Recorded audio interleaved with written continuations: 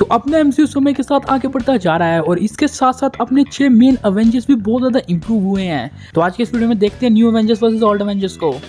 तो Marvel cinematic universe के अंदर अपने 6 अवेंजर्स बहुत ही ज्यादा इंप्रूव हो चुके हैं, ये बात तुम लोगों को अच्छे से पता है। तो आज के इस वीडियो में हम ज्ञान पेलने वाले हैं कि किस तरह से ये 6 अवेंजर्स इतने ज्यादा इंप्रूव हुए हैं। तो फटाफट से शुरू करते हैं यार। कैप्टन की शील्ड को थ्रो करके चैनल को सब्सक्राइब कर लो।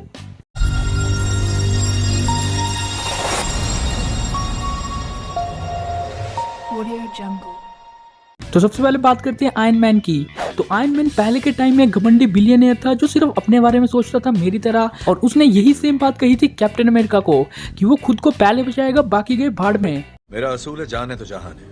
लेकिन फिर अपने टोनी भैया का इंप्रूवमेंट बहुत ही ढंग से हुआ। इन्होंने अवेंजर्स मूवी में कैप्टन को ये बात प्रूव कर दी कि तू गलत है भाई। द अवेंजर्स मूवी में इन्होंने पूरी सिटी को बचाया, एज ऑफ अल्ट्रॉन में इन्होंने पूरी की पूरी अर्थ को बचाया, तो वहीं पे अवेंजर्स एंड गेम में इन्होंने पूरे यूनिवर्स को बचाया। और ठीक इसी तरह जब आयरन मैन के सामने कैप्टन अमेरिका, ब्लैक विडो और एंटमैन टाइम डकैती का प्लान लेके गए तो उसने मना किया, लेकिन उसके बाद वो रिग्रेट कर रहा था कि उसने मना क्यों किया। पेपर ने उसे बताया कि तुम्हें पीस तो मिल जाएगी, लेकिन क्या तुम इस पीस के साथ रहना चाहते हो।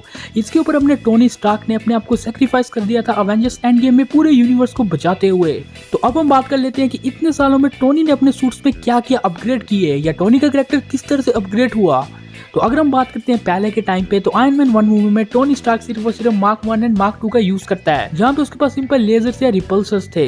लेकिन एंड गेम आने तक उसने अपने आप को बहुत ही ज्यादा इंप्रूव कर लिया। मूवी बाय मूवी वो अपने आप को इंप्रूव करता गया, आयरन रीजन से लेके ब्लीडिंग एज आर्मर तक, ब्लीडिंग एज आर्मर से लेके मार्क 85 तक। और उसके यही दोनों मार्क 85 एंड मार्क 50 उसके तो सबसे पावरफुल आर्मर थे, जिसमें इसने नैनो टेक्नोलॉजी का यूज किया। एंड इस टाइम तक टोनी इतना एडवांस हो चुका था कि वो पावर स्टोन के रेडिएशन को अपनी शील्ड से ओवरकम कर सके। आयरन मैन इस टाइम तक अपने सूट में कैमरा लेके घूमता था। ब्लीडिंग एज आर्मर की मदद से इसने थैनोस का निकाल दिया खून, और अपने मार्क 85 में इसने ले ली थॉर की लाइटनिंग। मतलब टोनी पहले के मुकाबले में अब तक बहुत ही ज्यादा इंप्रूव हो चुका है। तो अब बात करते हैं अपने दूसरे एवेंजर की। किसकी करे, चलो हल्क से शुरू करते हैं अब।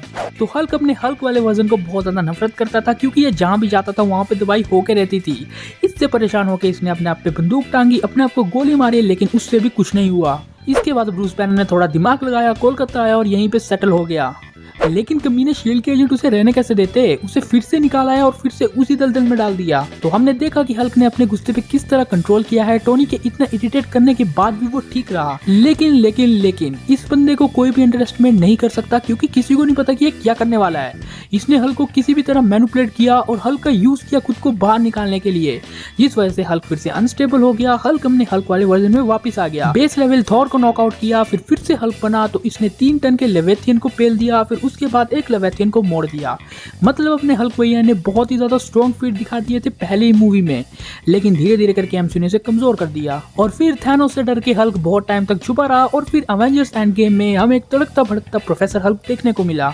और इसको देखने के बाद सब फैंस का एक ही रिएक्शन था, ये क्या है। लेकिन इस हल्क को भी हमें अंडर एस्टिमेट नहीं करना चाहिए था, क्योंकि बाद में पता चलता है कि इसके पास ब्रूस का दिमाग है और हल्क की फिजिकल स्ट्रेंथ भी है। लेकिन फिर हल्क टाइम मशीन बनाने की भी कोशिश करता है, लेकिन उसकी फट जाती है। पूरी अवेंजर्स एंड गेम मूवी में हमें हल्क का कोई भी ज्यादा बड़ा फाइटिंग सीन देखने को नहीं मिला। हमें सिर्फ एक सीन देखने को मिला जहाँ पे हल्क स्नैप किया था। तो यस, समय के साथ साथ इन्होंने हल्क के कैरेक्टर को भी बदला है, इनक्रेडिबल हल्क से प्रोफेसर हल्क में। लेकिन हाँ, शैंग-ची के बाद शायद हम ये उम्मीदें लगा सकते हैं कि अब हमें शायद एमसीयू में वर्ल्ड ब्रेकर हल्क देखने को मिले। तो अब बात कर लेते हैं ब्लैक विडो की। तो ब्लैक विडो शुरू में शील्ड की एक एजेंट रही थी, जिसे बाकी एवेंजर्स से कोई मतलब नहीं था। उसका होकाई के साथ थोड़ा बहुत बॉन्ड था, क्योंकि वो उसका फ्रेंड था। लेकिन धीरे धीरे करके ब्लैक विडो बाकी एवेंजर्स के साथ बॉन्ड बनाना शुरू कर देती है, और उसके सबसे करीबी दोस्त बन जाते हैं कैप्टन अमेरिका और Bruce banner, specially Bruce banner. और ऐसे ही नताशा ने धीरे धीरे करके सबके साथ बॉन्ड बनाया, और एंड गेम में जो हमें नताशा दिखी वो अपनी पहली अपीयरेंस से बिल्कुल अलग थी। और अगर हम अपग्रेड की बात करते हैं तो इसके सूट में बहुत ही ऑसम अपग्रेड हमें देखने को मिल चुके हैं। अगर हम बात करते हैं इसके अवेंजर वाले सूट की, तो वो एकदम सिंपल सूट था। लेकिन अगर हम बात करते हैं इसके एंड गेम सूट की, तो उस सूट में बहुत से अपग्रेड हमें देखने को मिले। फॉर एग्जाम्पल, उसके पास पैड्स एंड नीस आर्मर थे, उसके सोल्जर्स में स्ट्रैप्स को भी ऐड कर दिया गया था। इसके अलावा उसके पास और भी बहुत से वेपन्स थे जिनको वो फाइट के बीच यूज करती थी। मतलब अपने ब्लैक विडो का इंट्रोडक्शन भी और इसकी एंडिंग भी एकदम परफेक्ट बताई गई है। लास्ट में ब्लैक विडो अपने आप को सैक्रिफाइस कर देती है ताकि वो सोल स्टोन को ले सके और यूनिवर्स को बचा सके। तो अब बात करते हैं captain of the captain, captain America की। तो कैप्टन अमेरिका एक कमाल का सोल्जर है, जिसने शुरू से लेके अब तक क्या ही कुछ नहीं किया। शुरू से लेके अब तक वो अपने देश को बचाता आ रहा है किसी भी बड़े थ्रेट से। तो ये बातें प्रूव करती है कि कैप्टन अमेरिका जो पहले था और जो अब कैप्टन अमेरिका है उनमें ज्यादा फर्क नहीं है। कैप्टन अमेरिका शुरू से एक जैसा ही रहा है। लेकिन हाँ, ये बात है कि पहले वो टोनी से नफरत करता था, लेकिन अब वो टोनी से नफरत नहीं करता है और उसका बेस्ट फ्रेंड है। लेकिन अगर हम बात करते हैं इसके अपग्रेड की, तो शुरू में कैप्टन अमेरिका के पास सिर्फ फिजिकल स्ट्रेंथ थी और उसकी शील्ड थी एंड एंड गेम तक भी हमें सिंपल यही कैप देखने को मिला। लेकिन एंड गेम के बैटल में हमने कैप्टन अमेरिका का एक नया वर्जन देखा जो कि था वर्दी कैप। कैप ने थॉर के हैमर को उठाया, वर्दी बना और थैनोस के ऊपर बिजली कड़काई। म्योलनिर से थैनोस का जबड़ा तोड़ दिया, उससे हैंड टू हैंड कॉम्बैट में थोड़ी देर तक फाइट की, लेकिन तब भी वो उससे हार गया। क्योंकि भाई बैंगन को ऐसे ही थोड़ा ना किंग ऑफ द वेजिटेबल कहा जाता है। तो ये बात साफ है कि इन्होंने कैप्टन अमेरिका की कैरेक्टर डेवलपमेंट बहुत ही अच्छी तरह से की है। तो अब हम बात करते हैं अपने कमाल के तीरंदाज यानी हॉक आई की। तो क्लिंट के नाम से उसकी सुपर पावर का पता चल जाता है और वो है हॉक की आई। मतलब ये बंदा सिर्फ अपने आंखों से एंटमैन को अपनी सबसे छोटे फॉर्म में भी उड़ा सकता है। तो ये बात तो साफ है कि हॉकाई ने अपने आप को बहुत ज्यादा इंप्रूव किया है। शुरू में ये एजेंट ऑफ शील्ड था जिसे लोकी ने वश में किया और उल्टे सीधे काम करवाए। लेकिन एंड गेम तक आते आते इसका कैरेक्टर डेवलपमेंट बहुत ज़्यादा चेंज हो गई थी, क्योंकि यहाँ तक इसने अपनी फैमिली तक को खो दिया था और बहुत से लोगों को ये अकेला मार देता था। 30-40 लोगों को ये अकेला ही टपका देता था, क्योंकि ये थैनोस का गुस्सा इन पे निकाल रहा था। लेकिन इससे हॉकाई को सबसे बड़ा एडवांटेज हुआ कि उसकी फिजिकल स्ट्रेंथ एंड उसकी hand to hand combat ability बहुत ज़्यादा इंक्रीज हो गई। पहले वो चितौरी सोल्जर से नहीं लड़ पा रहा था, लेकिन एंड गेम के टाइम पे वो उनके ऊपर भारी पड़ रहा था। और अगर हम अपग्रेड की बात करते हैं तो शुरू के टाइम पे हॉकाई अपने बो एंड एरो का यूज करता था और उसके एरो इतने पावरफुल थे कि जो एलियन टेक्नोलॉजी को भी मेल्ट करके रखते। इसके ऊपर जो अपना हॉकाई था वो अपने बो को इस तरह भी यूज कर सकता था। लेकिन एंड गेम में भी हमें कुछ खास अपग्रेड इसका नहीं देखने को मिला। इसके पास बो एंड एरो थे, लेकिन इसके पास हैंड टू हैंड कॉम्बैट के लिए एक स्वॉर्ड दे दी गई थी। लेकिन हाँ, ये बात तो है कि बाकी कैरेक्टर्स के हमने अपग्रेड देखे, लेकिन हॉकाई ने अपने इनर बॉडी को अपग्रेड किया, मतलब फिजिकली। तो अब बात करते हैं अपने गॉड ऑफ थंडर यानी थॉर की।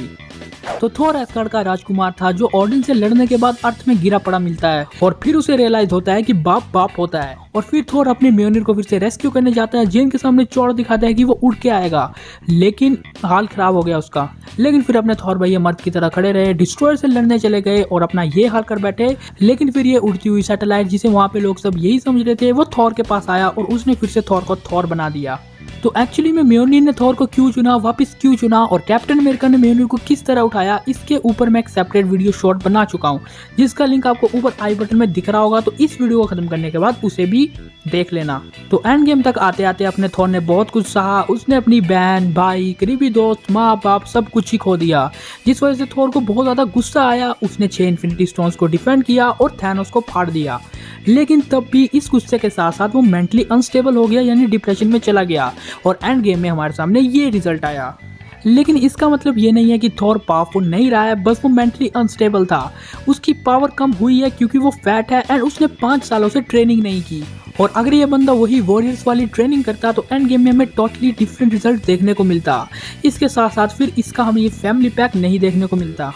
तो अगर हम थॉर के अपग्रेड्स की बात करें तो इसने बहुत ही ज़्यादा अपग्रेड किए हैं।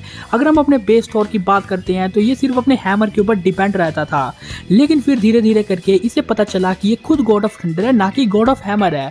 जो बात हमने देखी थॉर रैग्नारॉक में, जहाँ पे ऑडियंस समझाते हैं कि तुम मुझसे भी ज़्यादा पावरफुल हो, और फिर अपने थॉर भैया को भूत चढ़ता है और वो हेला के ऊपर एक थंडर स्ट्राइक मारते हैं। वो बात अलग है कि हेला को इससे कुछ नहीं हुआ।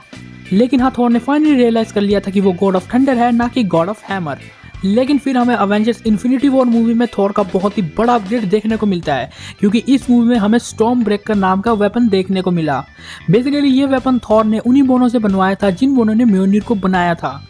और फिर थॉर की बवाल एंट्री, थैनोस को फाड़ने वाला सीन, इन्फिनिटी स्टोन्स को डिफेंड करना, थैनोस की शिप्स को डिस्ट्रॉय करना, आउटराइडर्स का ये हाल करना, ये सब सीन्स लिटरली ऑसम थे। तो ये बात तो साफ है कि इन्होंने थॉर के ऊपर भी बहुत ही खास ध्यान दिया गया है एंड इसके कैरेक्टर डेवलपमेंट में भी। तो मतलब जो हमारे पुराने एवेंजर्स थे और जो अब के एवेंजर्स हैं उनके बीच बहुत ही ज़्यादा इंप्रूवमेंट हुई है। लेकिन हाँ, एक दुख की बात तो ये है कि अब हमारे पास सिर्फ 2 मेन एवेंजर्स बचे हैं और दोनों ही पावर हाउसेज है, यानी थॉर और हल्क। तो देखते हैं कि एमसीयू वाले अब इन्हें फ्यूचर में किस तरह यूज करते हैं। तो ये जो जितनी भी मैंने बकवास की, ये बस मैंने अपने पर्सनल ओपिनियन पे की। तुम लोगों को क्या लगता है, तुम लोग कमेंट में बताना।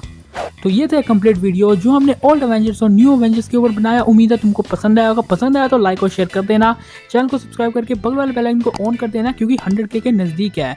And never forget this your super studios and you all are superheroes 10, so assist and assemble.